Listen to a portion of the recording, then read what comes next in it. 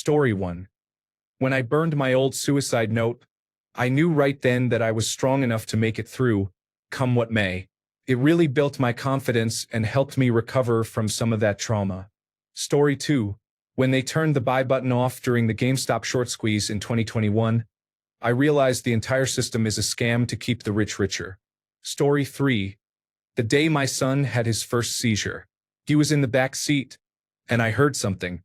I looked in the rearview mirror, and he was seizing with blood running from his mouth. Then he just stopped and collapsed. I thought he had died. To this day, I have no idea how I was able to pull off the road and call emergency services. I have never been the same. This was almost 11 years ago. Nothing scares me anymore. Experiencing that kind of fear changes you. Story 4. When my father died, my uncle came to me when I was 16 and said, "You are the man of the family now, and it is your responsibility to take care of everyone and make sure they are okay." I knew it was my job and duty, but hearing it from him really changed my mentality from knowing it to acting on it. Story 5. When I was a child, my father tried to send me to heaven. I was never a happy person, but from that day on, I knew I would be traumatized for the rest of my life. Story 6. When I calmly let go of things that used to feel essential, whether it was food, people, or habits, I realized I had changed when I no longer felt the pull to go back. Story 7. Cancer is tough. One day you visit the doctor for mild abdominal pain, and next you find yourself in the hospital with pancreatic cancer, facing an uncertain future.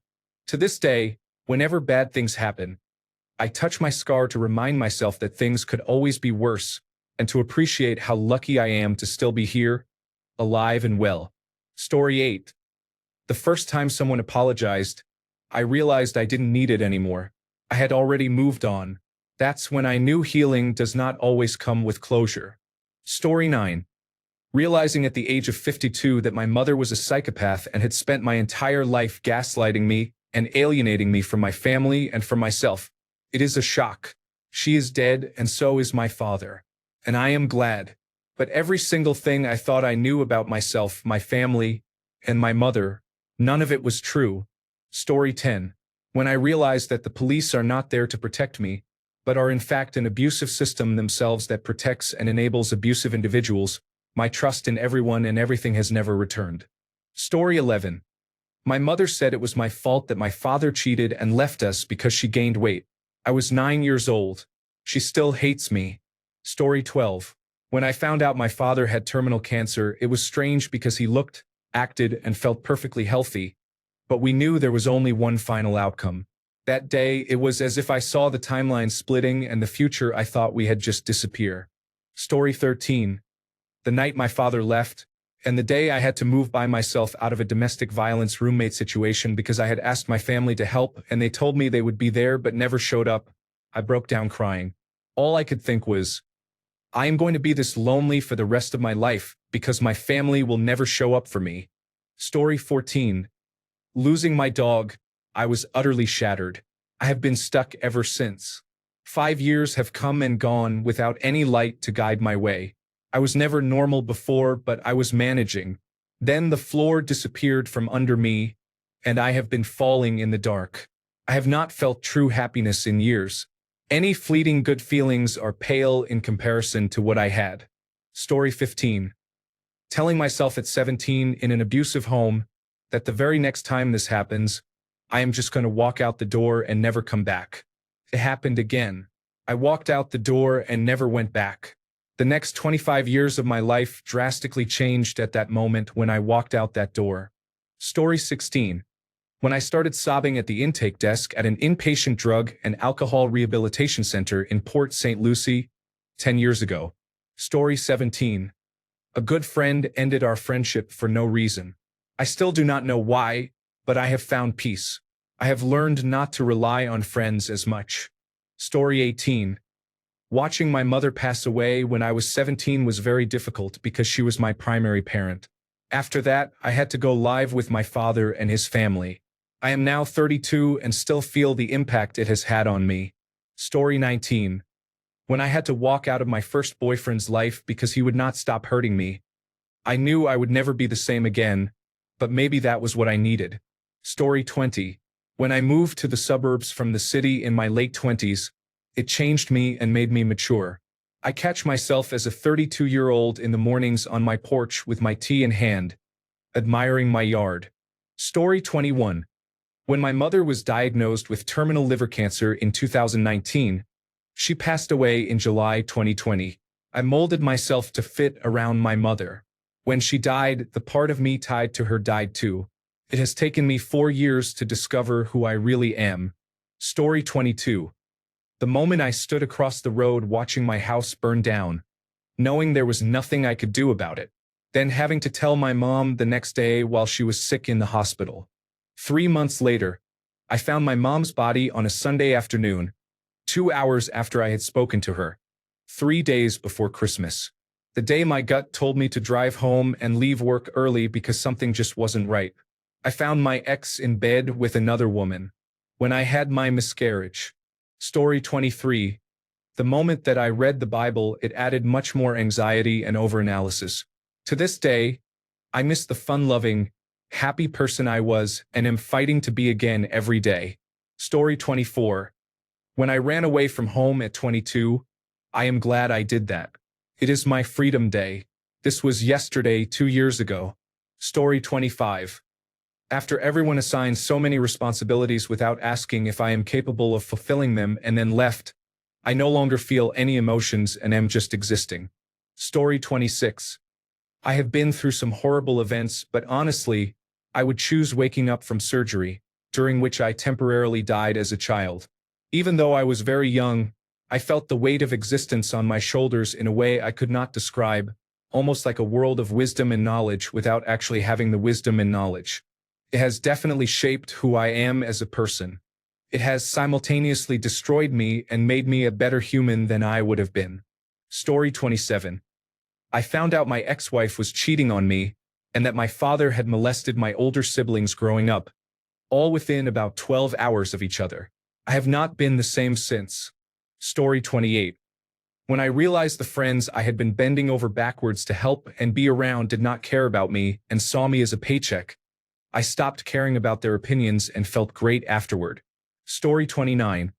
When I walked away from my parents carrying my newborn son, my father threatened me with grandparents' rights over a hypothetical baseball game. I had barely survived their household and knew there was no way my children would be exposed to that just for the sake of family. Story 30.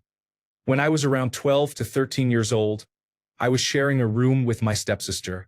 She asked if she could teach me how to kiss, and I agreed. We made a small spot in front of her bed, away from the door so no one could see. She kissed me and we kissed for a while.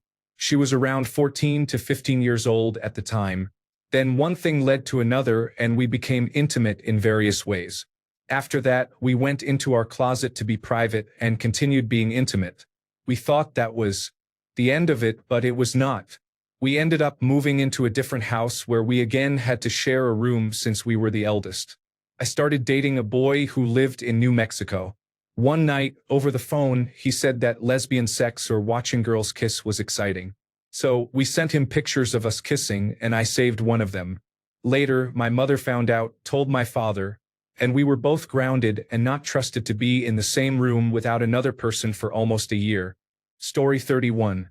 When my ex hit me for the first time, I still longed to go back to the girl I was before that happened. Story 32. Stopped hating other people for no justifiable reason. Now, I do not hate anyone at all and find it very hard to hate someone. My life has been happier this way. Story 33. Watching the abuse inflicted by my own father throughout my childhood, reinforced as an adult by my mother, has been deeply painful. I live with my mother by choice as an adult after severing ties with my father. The horror of realizing she was just like him, only with a different appearance and a more insincere smile, was devastating.